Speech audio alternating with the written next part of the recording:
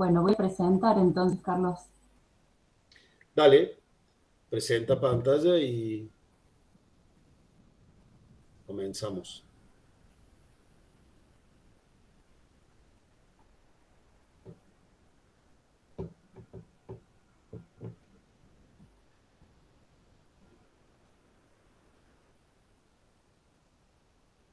Ahí está. Perfecto. Bien. Bueno, Se ve muy bien, Paula. bueno, bárbaro. Uy, ahí se puso todo Entonces, raro. No sé ¿qué por qué se pasó? borró. Quedó todo como, ¿viste cuando hay mala señal del televisor? Toda rayita se ve.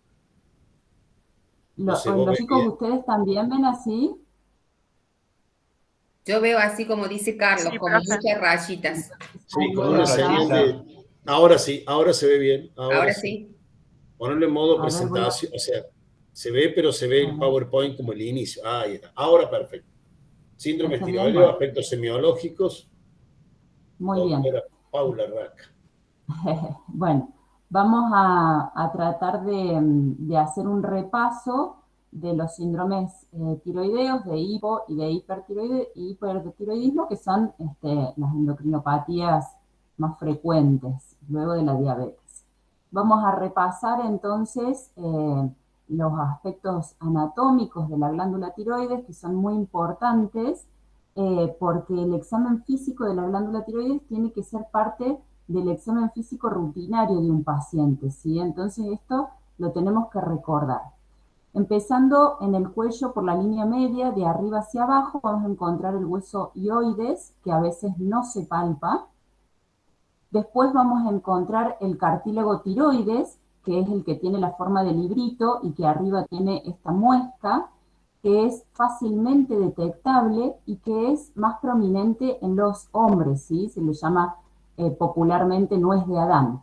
Por debajo del cartílago tiroides está el cartílago cricoides, que es mucho más finito y es como un anillo, pero el cartílago cricoide suele ser más prominente en las mujeres, entonces no nos tenemos que confiar de que el cartílago más prominente siempre es el cartílago tiroides, ¿sí? Tenemos que hacer la palpación y reconocer las estructuras anatómicas desde arriba hacia abajo. Y sobre el segundo o tercer anillo traqueal está el istmo de la glándula tiroides, con cada uno de los lóbulos que abrazan a la tráquea y están cerca de las estructuras vasculares y neurológicas del cuello. Entonces, para realizar el examen físico tenemos que tener en cuenta esos aspectos, ¿sí? Lo que vamos a buscar con el examen físico es la percepción de agrandamientos de la glándula, esto se llama bocio, la presencia de dolor o de molestias en el cuello, cambios en la consistencia, por ejemplo, que esté aumentada de consistencia o indurada, y la presencia de nódulos o de resaltos que podamos encontrar en esa zona. Para la semiotecnia vamos a utilizar la inspección, la palpación y la auscultación.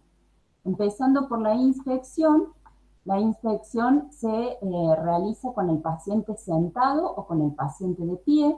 Es importante tener una buena iluminación y vamos a observar todas las estructuras del cuello, recordando que los límites del cuello son hacia arriba, el borde inferior de la mandíbula, y hacia abajo, por delante, la clavícula, el esternón y por detrás la escápula, ¿sí? La espina de la escápula. Entonces vamos a observar todas las estructuras del cuello.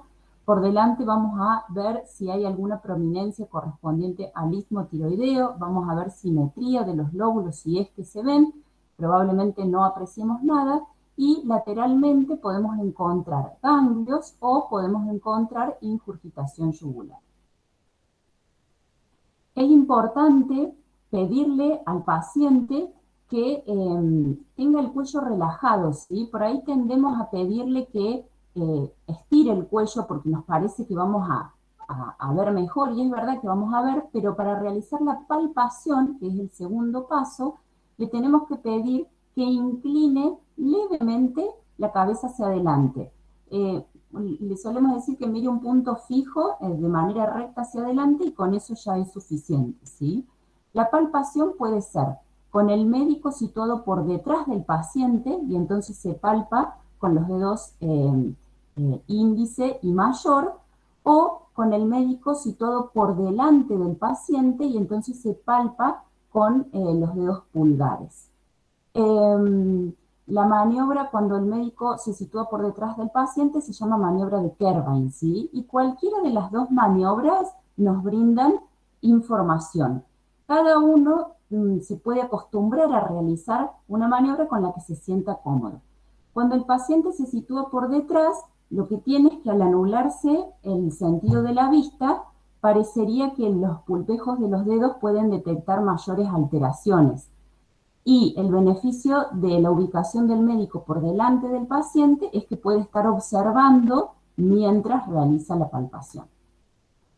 Bueno, entonces ahora vamos a ir al primer videíto y entonces ya voy a cerrar el WhatsApp. Este no lo pude bajar, así que por eso lo tengo que mostrar de acá del WhatsApp.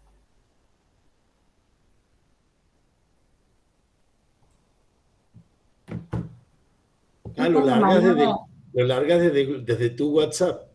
Sí, sí, porque Es lo muy quise bueno. bajar y se me bajaba al revés, no sabía mucho. Muy bueno, muy Así bueno. que directamente de acá. Esta es la maniobra de Kerbein, entonces empezamos desde arriba hacia abajo, palpando. Vamos a ir a la vez que se va haciendo. ¿Sos vos la que hace la maniobra, Paula? Sí, el Y la cartílago chica. tiroides, el cartílago cricoides, que en ese caso era más prominente, y se palpa recién el istmo de la tiroides. Entonces ahora presiono el lóbulo izquierdo y palpo el lóbulo derecho, y presiono el lóbulo derecho y palpo el lóbulo izquierdo, ¿sí? Con la maniobra, la misma que utilizamos para palpar los ganglios, que es la maniobra de deslizamiento. Entonces ahora cierro esta pestaña, así me roba menos internet. Ahí está. Volvemos al... no, y ahora les quiero mostrar la palpación al revés. La palpación anterior de la tiroides, que esta sí la pude bajar. Y entonces ahí empezamos. De arriba hacia abajo de vuelta, tiroides, cricoides, y ahí istmo de la glándula tiroides. Y le pedimos al paciente que degluta, esa maniobra yo no la hice antes, presiono el lóbulo izquierdo, palpo el derecho, presiono el lóbulo derecho para exponer el lóbulo izquierdo, ¿sí? Bueno, estos les van a quedar grabados para que después puedan practicar.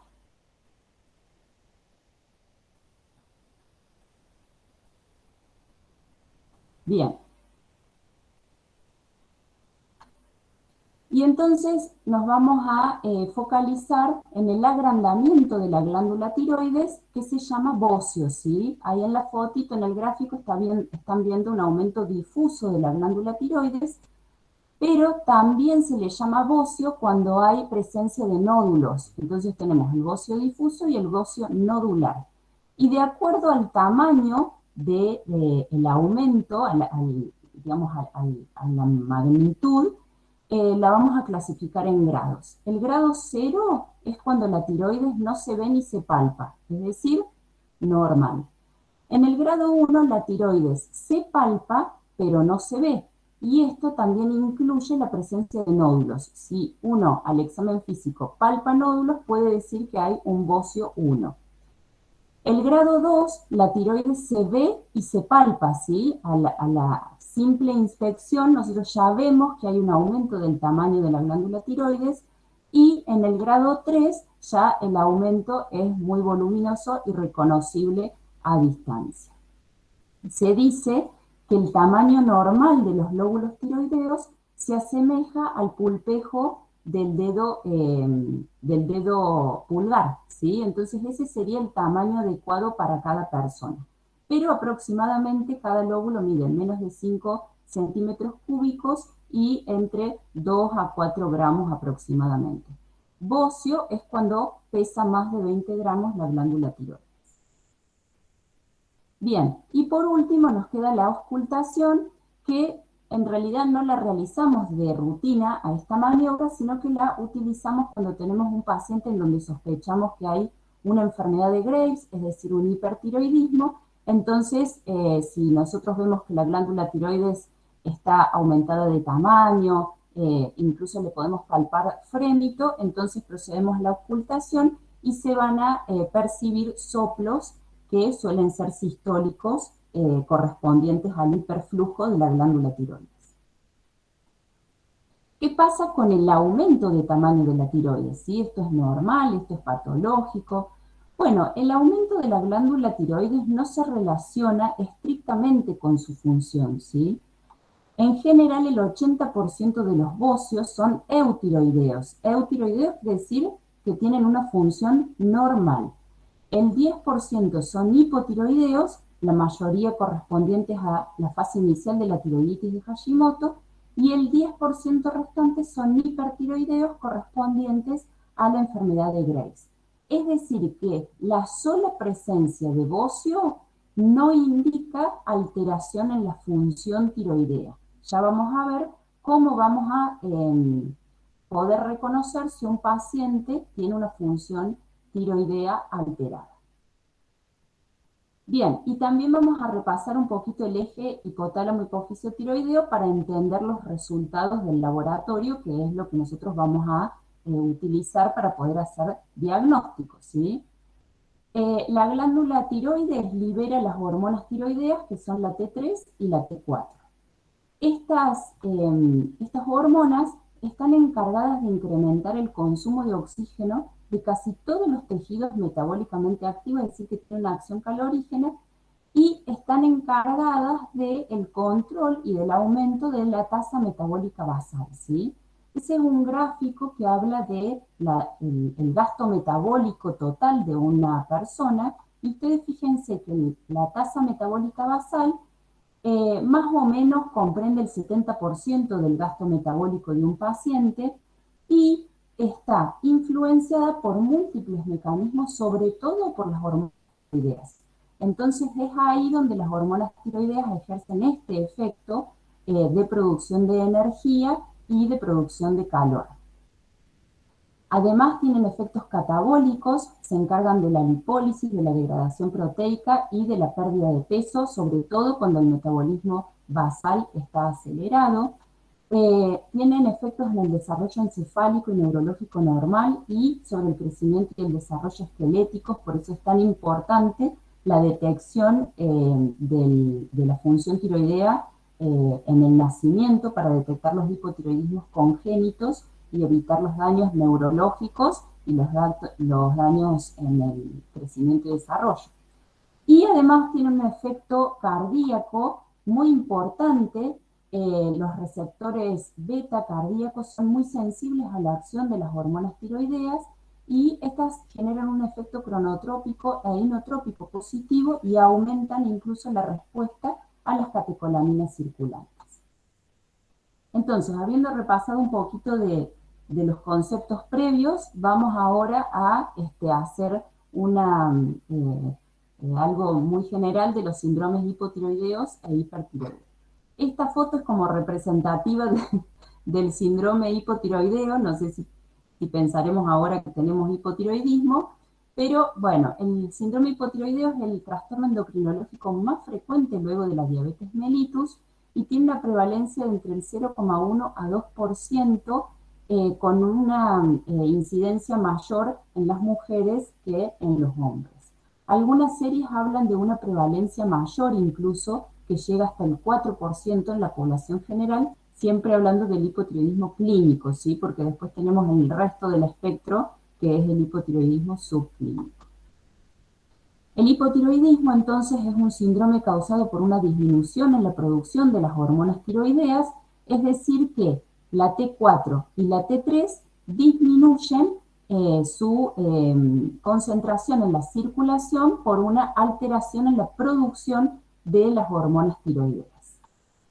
¿Y cuáles pueden ser las causas que generan este hipotiroidismo o disminución de la síntesis y liberación de las hormonas tiroideas? Bueno, tenemos el hipotiroidismo primario, en donde lo que se altera inicialmente es la formación y la producción de hormonas tiroideas en la glándula tiroides.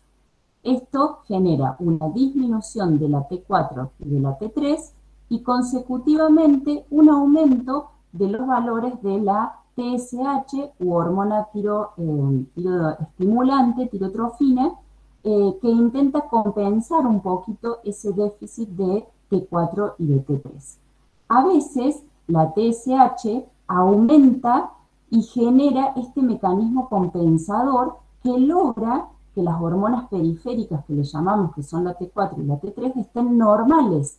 Y entonces únicamente nosotros vamos a encontrar una TSH aumentada y la T4 y la T3 no siempre están disminuidas, sino que la mayoría de las veces están normales, ¿sí? Es decir que lo que primero nos va a hacer sospechar de un hipotiroidismo primario es la TSH elevada. Y fíjense que el hipotiroidismo primario eh, se lleva el 90% de la prevalencia dentro de todas las causas de hipotiroidismo. ¿Quiénes pueden producir un hipotiroidismo primario? La tiroiditis de Hashimoto, la insuficiencia de yodo en la población. En general, en nuestra población eso ya prácticamente no ocurre o ocurre en menor medida porque hay una ley que, en donde se genera la iodación de la sal, entonces con eso se ha sustituido los requerimientos de yodo. Enfermedades infiltrativas de la glándula tiroides como la hemocromatosis o la amiloidosis, que son más raras. Fármacos, uno de los fármacos que más frecuente produce alteración tiroidea es la amiodarona, que se utiliza mucho como antiarrítmico. Y tratamientos para enfermedades tiroideas como la radioablación con yodo 131 o la tiroidectomía. Por otro lado, el hipotiroidismo secundario o terciario, que comprende el 10% de las causas de hipotiroidismo, se produce por una alteración en la liberación o secreción de la hormona tiroestimulante o TSH a nivel de la hipófisis o del hipotálamo, ¿sí? Secundario o terciario nosotros lo englobamos porque todas las patologías incluyen como toda la parte neurológica, neuroendocrina, entonces nos referimos a secundario, pero puede ser también terciario, ¿sí? Y entonces aquí se produce una disminución de las hormonas periféricas, es decir, de la T4 y de la T3, pero con una disminución concomitante de la TSH. Y acá las causas pueden ser tumores, infecciones, infiltraciones o las causas congénitas que produzcan estas alteraciones a nivel de la hipófisis o del hipotálamo. Bien, y una palabra, un apartado de la tiroiditis de Hashimoto, ya que la tiroiditis de Hashimoto es la causa más común de hipotiroidismo primario en áreas iodosuficientes, ¿sí? Y lo que ocurre en la tiroiditis de Hashimoto es una activación del sistema autoinmune y se genera una tiroiditis autoinmune crónica, ¿sí? Se afecta tanto la inmunidad celular con infiltración linfocítica de la glándula tiroides como la inmunidad humoral con generación de anticuerpos contra diferentes estructuras de la glándula tiroides. Estas estructuras generan la producción de estos anticuerpos que nosotros los podemos medir en la sangre para detectar si existe una tiroiditis de Hashimoto. Estos anticuerpos son los anticuerpos antiperoxidasa, que se abrevian como ATPO o TPAB, y los anticuerpos antitiroglobulina, que se abrevian como TGAB. Es importante que sepamos que la presencia de anticuerpos no indican de por sí un hipotiroidismo, pero sí indican un riesgo elevado de padecer hipotiroidismo, ¿sí? Entonces, una cosa es la función tiroidea, que la vamos a detectar con el dosaje de TSH y de las hormonas periféricas, y otra cosa es la presencia de autoinmunidad, que la vamos a detectar a través del dosaje de los anticuerpos. Sea cual fuere la causa del hipotiroidismo, la disminución o falta de las hormonas tiroideas repercute en todos los órganos del sistema. Y tenemos que tener presente que los síntomas del hipotiroidismo son muy frecuentes, pero tienen una muy baja especificidad.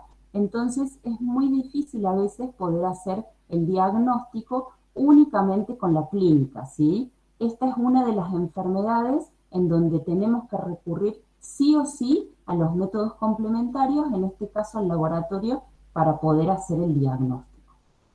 Clínicamente, las manifestaciones son el reflejo de uno de los dos cambios inducidos por la falta de hormonas tiroideas. Puede ser por un enlentecimiento generalizado de los procesos metabólicos o por una acumulación en el espacio intersticial de glicosamínglicanos. Normalmente se producen estos glicosamínglicanos y cuando hay un hipotiroidismo, como está disminuido el catabolismo, entonces se van acumulando estos glicosamínglicanos como que no alcanzan a eliminarse y forman parte de los síntomas. Entonces acá en este cuadrito vamos a nombrar algunos de los síntomas y de los signos que aparecen en el hipotiroidismo como consecuencia de estos dos mecanismos de producción, ¿sí? Por el lentecimiento de los procesos metabólicos, sobre todo vamos a tener la clínica más característica, que es fatiga y debilidad, astenia, los pacientes se quejan de falta de energía, de cansancio, ¿sí? También de aumento de peso, a veces se quejan de, digamos, tienen olvidos. Es importante, que ya lo vamos a ver también más adelante cuando veamos síndromes geriátricos, dentro de los síndromes confusionales y de los trastornos cognitivos tenemos que siempre sospechar la alteración de las hormonas tiroideas. Retraso mental en niños, constipación, es como que está todo disminuido, todo el sistema enlentecido, ¿sí? Lentitud en los movimientos, bueno, esta intolerancia al frío que ya habíamos nombrado, la hiporreflexia, la maniobra de realizar los reflejos, es como bastante específica de los trastornos tiroideos. En el hipotiroidismo justamente se produce hiporreflexia, entonces también cuando hay hiporreflexia tenemos que solicitar el dosaje de las hormonas tiroideas. Y por acumulación de los glicosamínglicanos o de las glicoproteínas en el tejido celular subcutáneo, vamos a encontrar la piel seca, la voz ronca, los edemas, sobre todo a nivel del rostro y en la zona periorbitaria, pero también en las manos. Los pacientes se quejan de que sienten las manos como entumecidas. También hay un signo muy característico, aunque no es patognomónico, que es la pérdida de la cola de las cejas, que hoy en día la verdad que es poco frecuente, pero bueno, digamos, se lo recuerda como dato característico del hipotiroidismo. También el agrandamiento de la lengua o la macroglosia, ¿sí? Y otras características como por ejemplo el derrame pleural, pericárdico, la asitis, es decir, la presencia de edemas también en todos los donde hay líquidos, ¿sí? En la pleura, en el pericardio y en el líquido pleural. Este es un paciente con hipotiroidismo, en realidad son dos pacientes, pero en ambos se ve la piel seca, se ve el colorido pálido y medio como amarillento, que incluso hay que hacer diagnóstico diferencial con la hipercarotinemia a veces, e incluso los pacientes con hipotiroidismo tienen hipercarotinemia por una también alteración en el metabolismo de toda la parte que genera la hipercarotinemia. Y en la foto de la derecha también se ve la pérdida de la cola de las cejas. Además, bueno, se puede apreciar el edema periorbitario que tienen ambos pacientes. Y es una paciente también con un mixedema y que tiene un derrame pericárdico secundario a un hipotiroidismo severo, y el tratamiento fue con levotiroxina endovenosa y entonces se recobró la función cardíaca normal con la desaparición del edema cardiogénico. Estas son fotos tomadas del libro con pacientes reales. Entonces, como decíamos antes, el diagnóstico es clínico, pero siempre debe confirmarse con el laboratorio. Lo que nos va a dar el diagnóstico certero es el aumento de la TSH o tirotrofina, y después tenemos la T4 libre o la T4 total, que en el hipotiroidismo clínico está disminuida, aunque también puede estar normal en el hipotiroidismo subclínico, No es necesaria la determinación de T3, es bastante frecuente que se solicite la T3 para ver si no hay un hipotiroidismo, y ese es un error porque la T3 es marcador de otras enfermedades que no son hipotiroidismo. Entonces después hay que explicarle al paciente por qué puede tener la T3 baja sin que eso sea algo indicador de trastorno tiroideo. Y los anticuerpos que solo nos van a servir para saber si existe autoinmunidad tiroidea, pero no para saber cómo está la función de la glándula tiroides ni para hacer el seguimiento del tratamiento. Con respecto a otros métodos complementarios que podamos utilizar, nos podemos referir, por ejemplo, a la ecografía de tiroides, que generalmente muestra una tiroides atrófica cuando existe una tiroiditis autoinmune de larga data, ¿sí? La tiroiditis de Hashimoto tiene varias fases, en general la primera es de bocio y después con el tiempo se va atrofiando. Entonces, por ejemplo, en pacientes que tienen tiroiditis de larga data o que están medicados desde hace tiempo, la glándula tiroides es como que se va atrofiando y muestra esta disminución en el tamaño. Pero tampoco nos sirve para hacer diagnóstico de hipotiroidismo, ¿sí? Nos puede servir si, por ejemplo, nosotros palpamos nódulos, bueno, ahí sí, siempre vamos a hacer la ecografía tiroidea para confirmar la presencia de nódulos. Y el centellograma tiroideo, en este caso, no es útil, no nos aporta ninguna información para el diagnóstico. Bueno, vamos entonces a la primera encuesta.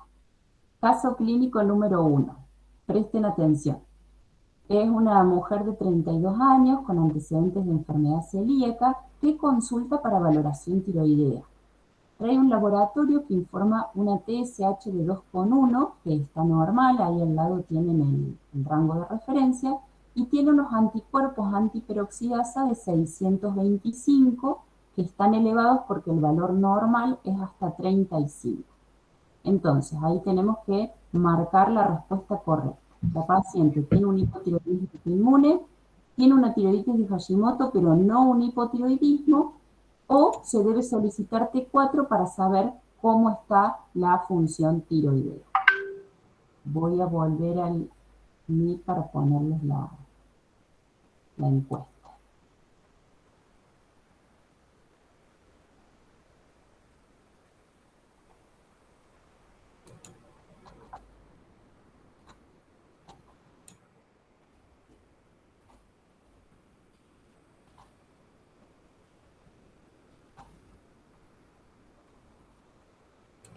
Bueno, ahí la están viendo, ahí pongo de nuevo el casito.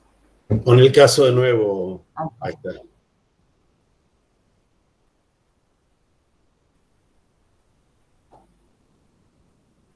Entonces tiene una función tiroidea, digamos, tiene una TSH que está normal, tiene los anticuerpos elevados, y entonces con esos datos, nosotros ¿qué decimos? ¿Tiene un hipotiroidismo autoinmune? ¿Tiene una tiroiditis de Hashimoto pero no un hipotiroidismo? ¿O no podemos decir nada y sí o sí tenemos que pedir la T4 para saber cómo está la función tiroidea? A ver cómo vamos. No, son 14 que han votado nada más. Vamos porque si no, no seguimos y nos atrasamos en la clase. Por lo menos 50. También es cierto que muchos estudiantes están presenciales y muchos después recurren a la grabación en el No, horario sí, que puedan. sí, ya sé, yo les digo para Ta, ta. presten atención, ya sé que probablemente no están, no hay problema. Bueno, muy bien, casi, 44. Entonces pusieron, ahí les mando los resultados, la mayoría puso la respuesta A, o sea, hubo de las 3 respuestas, la mayoría puso la A, algunos pusieron la C, y un poquito menos cantidad pusieron la B. En realidad, acá lo que nosotros, la respuesta correcta es la que, a ver, miren, es la que justamente menos marcaron, ¿sí? porque esta Yo paciente marqué la tiene, B, yo marqué la B. muy bien, Carlos, Lo único, el Hashimoto, digamos, suele ser en sí. la perimenopausia, ¿no? No me cerraba mucho lo de la edad de 32, pero porque Ah, podría bueno, ser es que de tiroides autoinmune sin la ser Hashimoto, ¿me entendés? perimenopausia es uno de los momentos en que se activa la autoinmunidad, pero en realidad en cualquier etapa de la vida, en las mujeres en situaciones de estrés, posterior a los embarazos, en diferentes momentos puede haber tiroiditis de Hashimoto y no, aparte de la perimenopausia, ¿no es cierto? No, sí, lo que pasa es que Don Hashimoto la describió en esa instancia Claro, y claro. parece que el nombre la adoptan para todas las tiroiditis autoinmunes. Eso iba a decir que Ok, hoy en día el término de tiroiditis de Hashimoto lo utilizamos para todos las tiroiditis autoinmunes o también se llama tiroiditis crónica linfocítica, sí tiene varios nombres, pero se utiliza bien. para todos los momentos de la vida en que aparezca esta tiroiditis. Y entonces, bueno, tiene una TSH normal, ¿sí? Es decir, que la función tiroidea está normal. No es necesario en este caso pedir la T4, porque nosotros al tener anticuerpos positivos ya sabemos que si hace un hipotiroidismo va a ser un hipotiroidismo primario, ¿sí? No podemos sospechar que haya un hipotiroidismo secundario porque ya tenemos los anticuerpos positivos, ¿sí? Este es un motivo de consulta súper frecuente en donde los anticuerpos están altos, pero la función tiroidea está normal. Esta paciente no tiene un hipotiroidismo, ¿sí? Y sí tiene una tiroiditis de Hashimoto. Además, fíjense que ¿qué tiene de antecedente? Enfermedad celíaca. Entonces ya tiene una enfermedad autoinmune.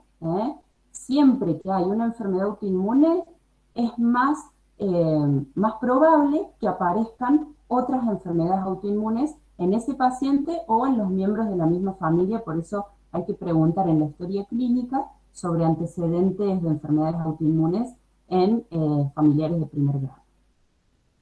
Bueno, muy bien.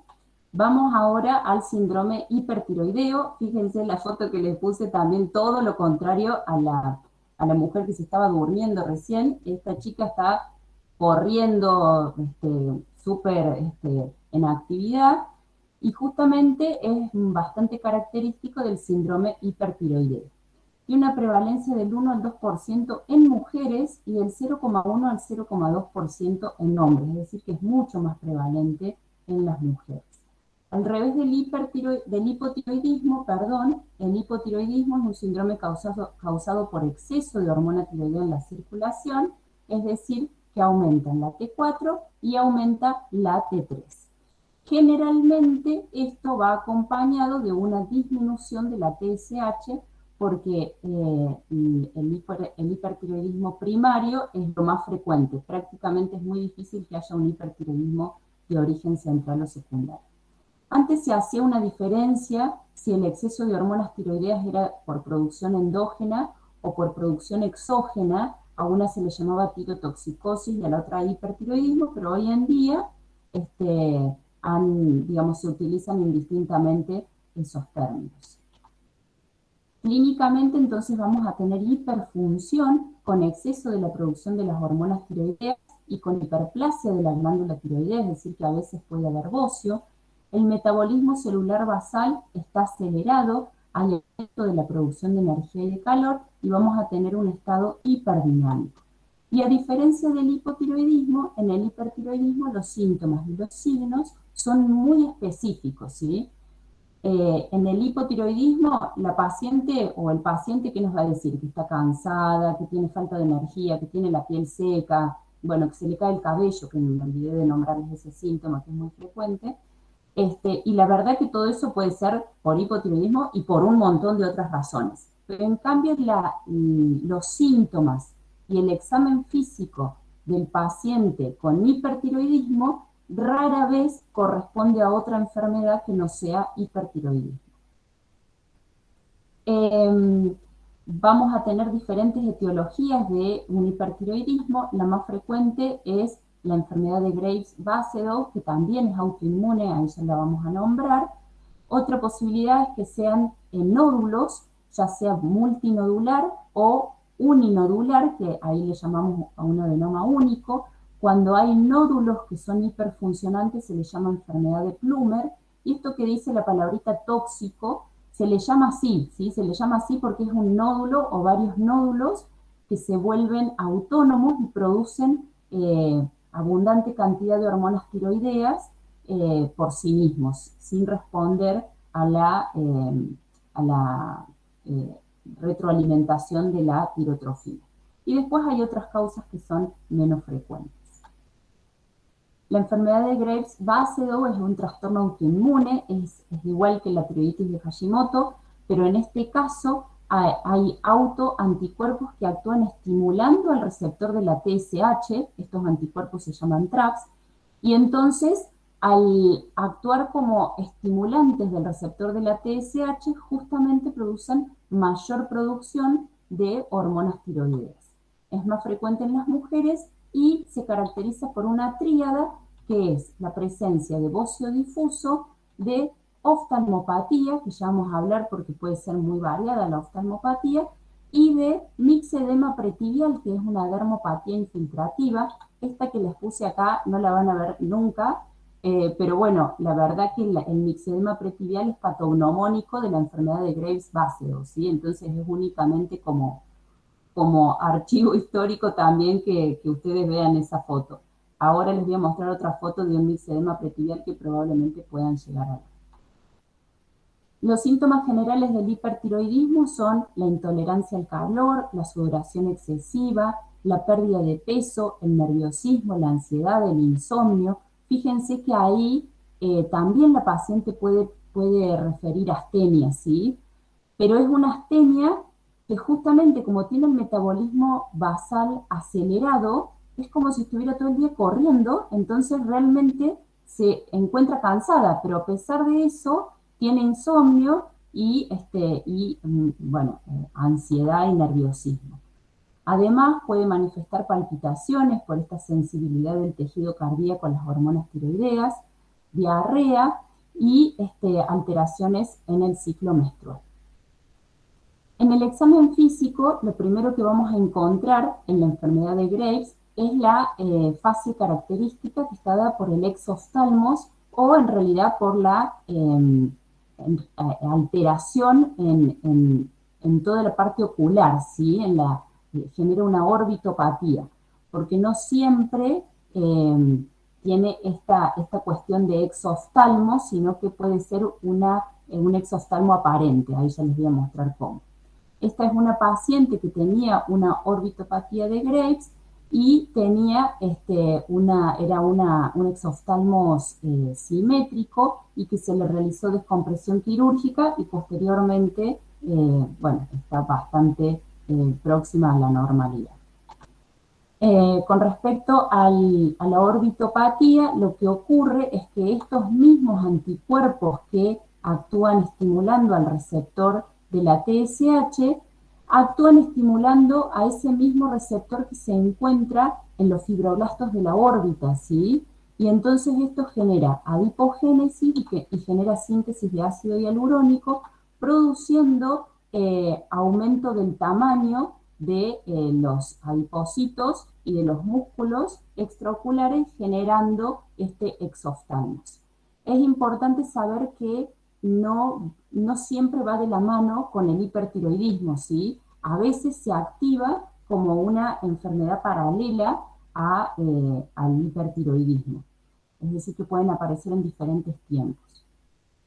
Estos son todos pacientes con enfermedad de Graves y en cada uno se ven diferentes síntomas, ¿sí? Congestión ocular, epífora, quemosis, aumento de la tensión retroorbitaria, paresia de los músculos oculomotores. Todos estos síntomas tienen ustedes que conocerlos y tienen que saber el significado de la palabra, ¿sí? Tienen que saber lo que es epífora, tienen que saber lo que es quemosis, eso lo tienen todo en la parte de síntomas del libro, del cuadernillo de la cátedra, de todo. Se los recuerdo para que lo tengan en cuenta. El exoftalmos puede ser simétrico o puede ser asimétrico, como en este caso, Y a veces, como les decía antes, no siempre hay un exoftalmo, sino que hay una retracción del párpado superior que aparenta exoftalmo, pero que en realidad no lo tiene, ¿sí? Podemos realizar una maniobra, que es el signo de Von Graeff, en donde se le pide al paciente que mire hacia abajo. Y entonces cuando mira hacia abajo, fíjense, en el ojo izquierdo no sigue el párpado superior a el movimiento ocular, ¿sí? Se queda en la posición superior y permite ver la órbita. Entonces, perdón, no la órbita, el globo ocular. Entonces ese es el signo de Von Graeff positivo. Bien, Siempre otros. un Sí, detalle, chicos, estudiantes, lo normal es en el párpado superior de ustedes, mírense, el párpado superior toca un poquito el iris. Entonces, el primer signo, que es elevación o retracción del párpado superior, es que se ve el iris completo, ¿no? Y se ve a veces un poquito esclerótica, pero ese es un elemento diagnóstico muy sutil y muy efectivo, digamos, porque en la normalidad habitual, no, el párpado superior se superpone un poquito en el iris. Quería perfecto. marcar esto como Sí, elemento. Carlos, perfecto. Me olvidé de hacer ese comentario que lo tenía en Claro. mente. Gracias. Cuando vean un iris completo es que tiene o retracción del párpado o exoftalmia y no, digamos, bastante precisa esa data. Bien. Bien, otros signos en el examen físico vamos a encontrar la piel caliente, húmeda y untuosa, sudoración excesiva. Realmente los pacientes se presentan así, ¿sí? Se presentan con la piel aumentada de temperatura y con esta sudoración. Este sí es un mixedema pretibial que pueden llegar a ver, aunque de todas maneras es poco frecuente. Y una característica que no dije antes es que el mixedema, tanto el mixedema pretibial, que es patognomónico de la enfermedad de Graves-Bassett, como el mixedema del hipotiroidismo, que es difuso, no dejan fobia, ¿sí? Esa es una característica importante porque entra dentro de los diagnósticos diferenciales de los otros tipos de edema cardiogénico, renal, hepático e inflamatorio. Bien, y hay alteración en las uñas también, que se vuelven blandas, friables, con onicolisis. Cuando hay estas alteraciones en las uñas se les suele llamar uñas de pluma.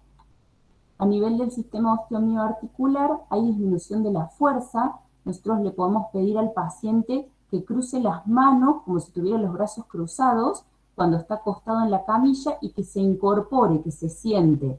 Y vamos a ver que un paciente que tiene hipertiroidismo no logra hacer esa maniobra porque, bueno, por disminución de la fuerza de la cintura escapular.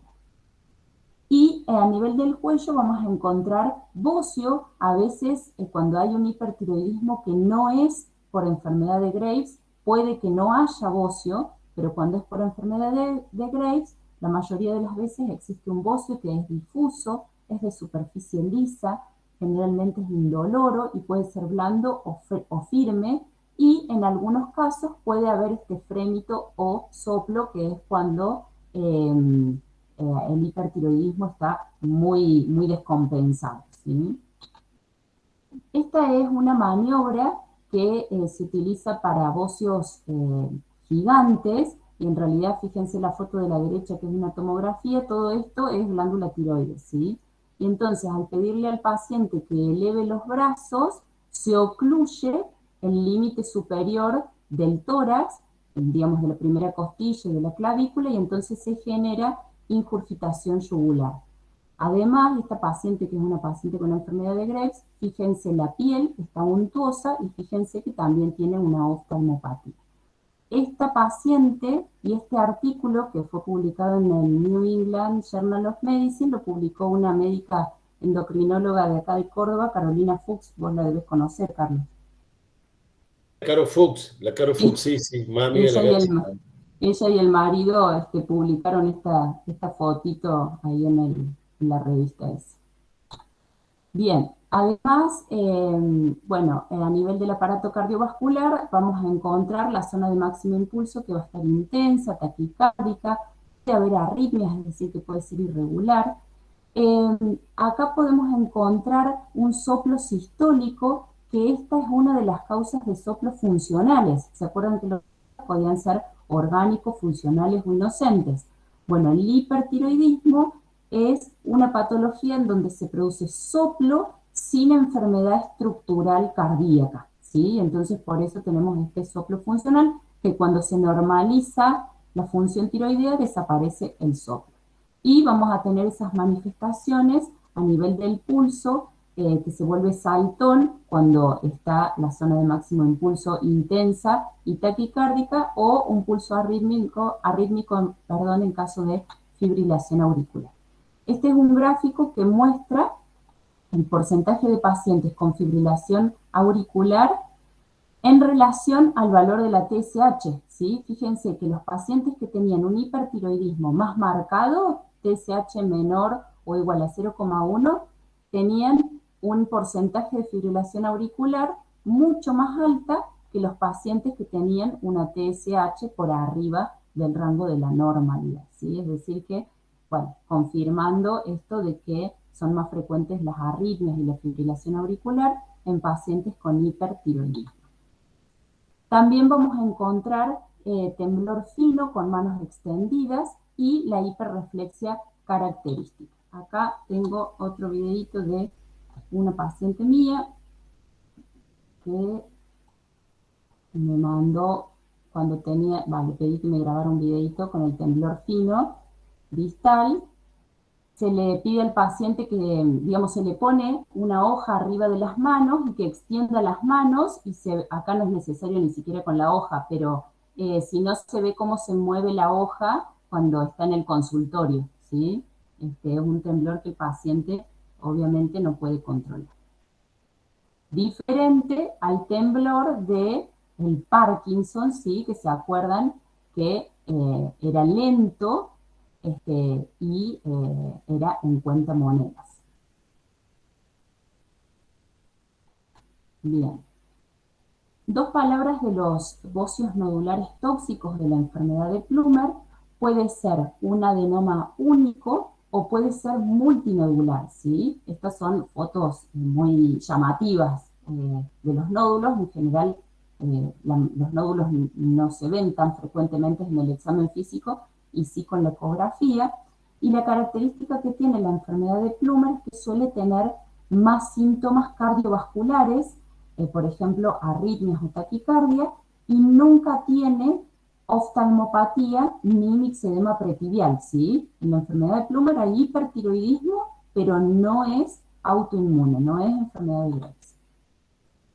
Bueno, y con respecto a los métodos complementarios, vamos a utilizar la ecografía tiroidea, y en la ecografía vamos a ver el tipo de bocio, si es difuso o si es uni o multinodular, y en el caso de que haya nódulos no nos dice si el nódulo es hiperfuncionante o es normofuncionante.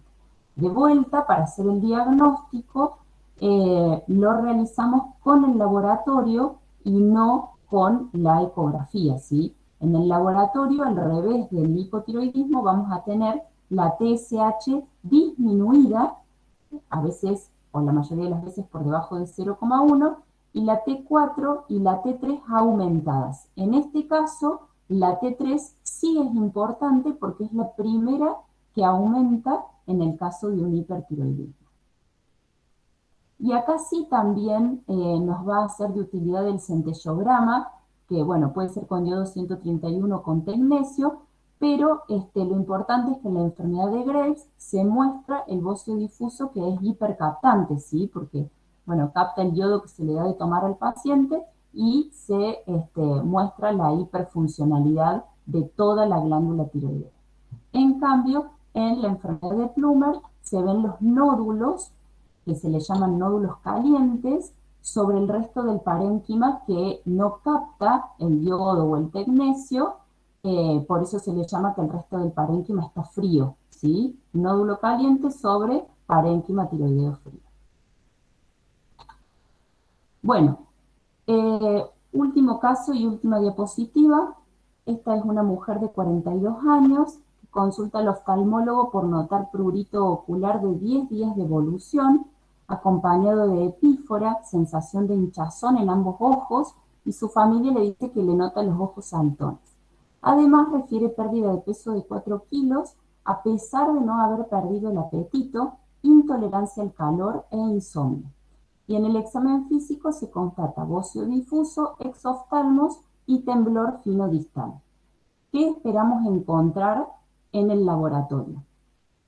TSH elevada, T4 elevada, T3 elevada y anticuerpos, TSH suprimida, T4 elevada, T3 elevada y anticuerpos, o TSH suprimida sin anticuerpos.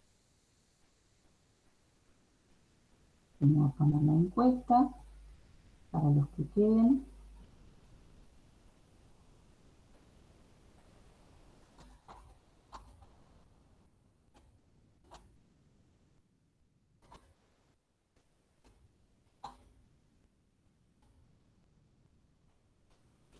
Bueno, ya pueden ir mandando.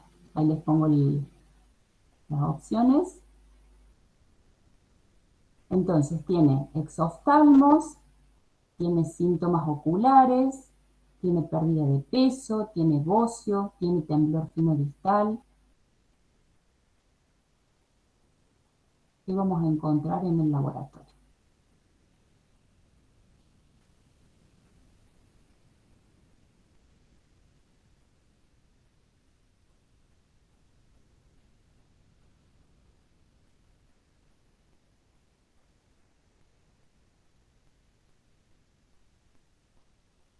Muy bien.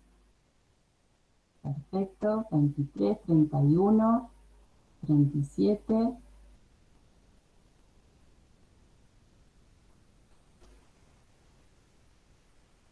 Bueno, muy bien. Terminamos la encuesta y les muestro los resultados. La mayoría votó la opción B, ¿sí? Que la opción B está correcta, ¿sí? Es la TSH suprimida, las hormonas periféricas, o sea, la T4 y la T3 elevada, y los anticuerpos elevados. Con esta clínica nosotros podemos decir que la paciente tiene un hipertiroidismo y además que es un hipertiroidismo por una enfermedad de Graves-Basedow, ¿sí? Si no tiene un hipertiroidismo con enfermedad de Graves-Basedow, no sé qué diagnóstico diferencial podría tener esta paciente, ¿sí? Habría que pensar, pero por eso les digo que los síntomas y los signos del hipertiroidismo son muy específicos. Así que bueno, está perfecto.